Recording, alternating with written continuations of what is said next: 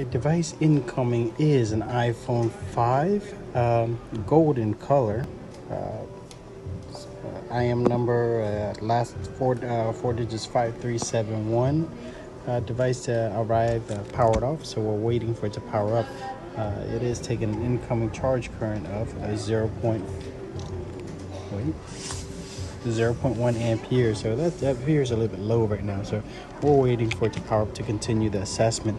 The headset jack does not appear to be obstructed. The charger port does not appear to be obstructed either, and fits in snugly. Screen is fractured throughout the entire front area. Rear camera, oddly, it's cracked around the camera, so should not affect the image quality, but it does have a crack right around the camera lens area. Front camera, and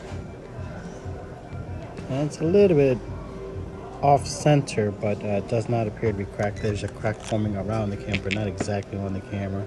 Home button cannot be tested. Volume button cannot be tested. Power button cannot be tested. It appears like the device has power cycling at the moment, so may need a little bit more than just a cracked screen repair.